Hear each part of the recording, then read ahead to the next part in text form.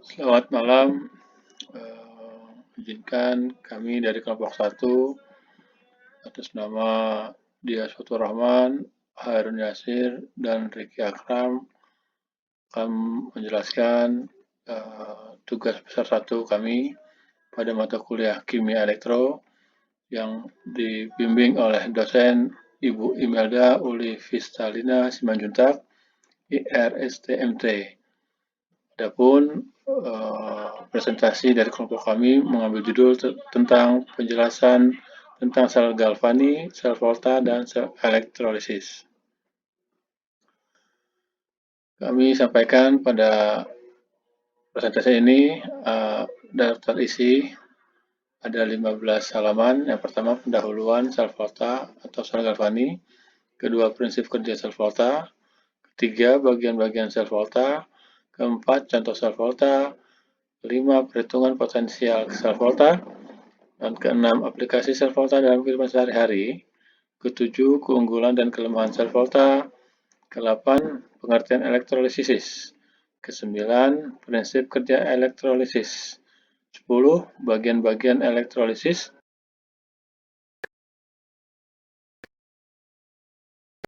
dan contoh reaksi elektrolisis. Dan ke-13 penerapan dalam kehidupan sehari-hari. Di lembar 14 faktor yang mempengaruhi elektrolisis, dan yang terakhir pada halaman 15 kesimpulan terkait perbedaan sel volta dan elektrolisis.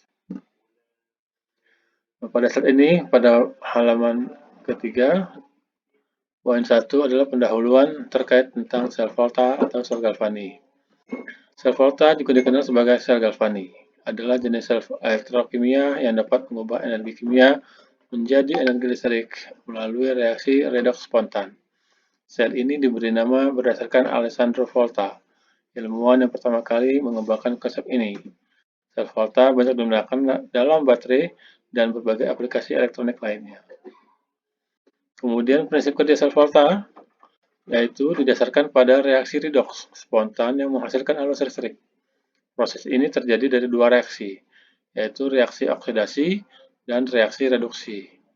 Adapun reaksi oksidasi terjadi pada anoda, di mana suatu logam melepaskan elektron. Pada reaksi reduksi terjadinya pada katoda, di mana ion logam menerima elektron. Elektron mengalir dari anoda ke katoda melalui rangkaian eksternal, menciptakan arus listrik. Sementara itu, ion-ion dalam larutan bergerak melalui jembatan garam untuk menyeimbangkan muatan. Pada saat ini kami akan menjelaskan tentang bagian-bagian sel volta. Ada 5 bagian. Yang pertama, anoda, kedua katoda, ketiga larutan elektrolit, keempat jembatan garam, kelima kawat penghantar. Dapat kami jelaskan di sini anoda adalah tempat oksidasi, yaitu melepaskan elektron. Katoda tempat reduksi, yaitu yang menerima elektron. Larutan elektrolit adalah mengandung ion-ion reaktif. Nah, jembatan garam untuk menyeimbangkan muatan dalam larutan. Dan yang terakhir, kawat penghantar berfungsi untuk mengalirkan elektron dari anoda dan katoda. Pada slide 4, kami akan menjelaskan tentang contoh sel volta. Pada sel galvani atau sel volta yang menggunakan pasangan Zeng atau dalam singkatan kimia Zn dan tembaga dalam kurung Zu, Cu, anoda terbuat dari logam seng yang dicelupkan ke dalam larutan seng sulfat dalam singkatan kimia ZnSO4. Sedangkan katoda terbuat dari logam tembaga yang berada dalam larutan tembaga sulfat dalam kurung CuSO4. Di anoda terjadi reaksi oksidasi, di mana seng padat melepaskan 2 elektron dan merubah menjadi ion seng Zn kuadrat plus Zn dalam kurung S, di mana menjadi Zn kuadrat plus dalam kurung Aq plus 2E min Zn dalam kurung S. Kemudian, elektron yang dilepaskan ini mengalir melalui jaringan eksternal ke katoda.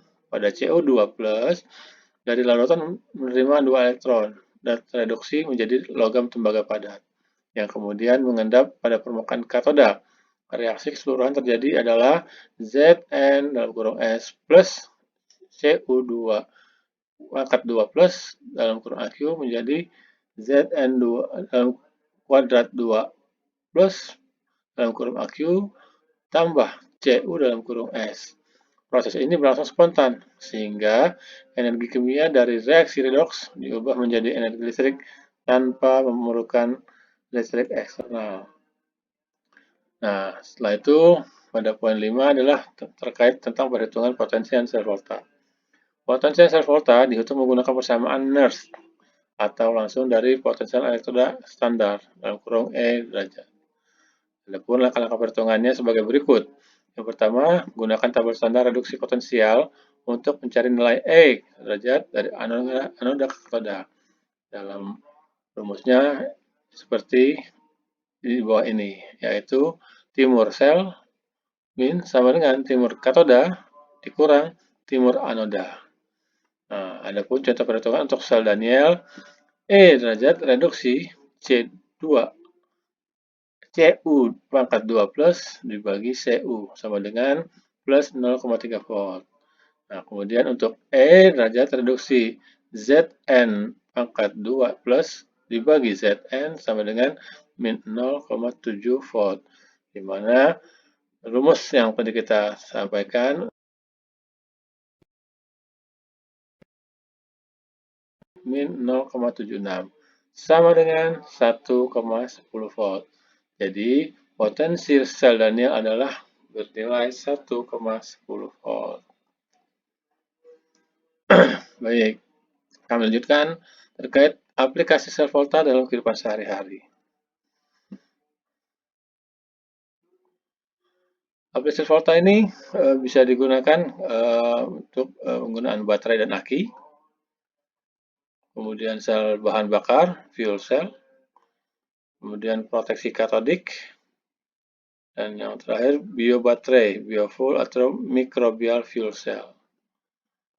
Pada baterai, inti prinsip reaksi redoks spontan mengubah energi kimia menjadi energi listrik.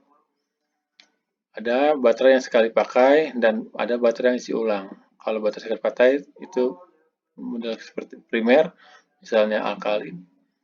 Kalau baterai isi ulang, sekunder berupa L-ion, seperti baterai di HP kita yang kita gunakan dulu tuh model HP seperti Nokia. Kemudian untuk sel bahan bakar, fuel cell, reaksi redoks kontinu selama bahan bakar disuplai. Ya, kelebihannya efisiensi tinggi, emisi lokal. Tantangannya infrastruktur H2, biaya katalis, manajemen air atau panas. Seperti itu. Kemudian untuk yang proteksi katodik adalah tujuan untuk mencegah korosi logam atau pipa, tangki bawah tanah, lambung kapal, atau jembatan. Metode anoda karbon itu adalah pasang logam menjadi anoda yang sengaja terkorosi sehingga struktur baja menjadi katoda terlindungi. Terjadi sel volta skala besar di lingkungan elektrolit yang di dalam tanah ataupun air laut. Dan yang terakhir adalah biobaterai, bisa disebut biofuel cell, di mana memanfaatkan biokatalis untuk mengubah substrat organik menjadi listrik. Microbial fuel cell ini yaitu bakteri misal seperti Salmonella mengoksidasi bahan organik yang berupa limbah atau area buangan di anoda, melepas elektron ke elektroda. Katoda biasanya mereduksi O2 menjadi H2O. Jadi tantangannya dari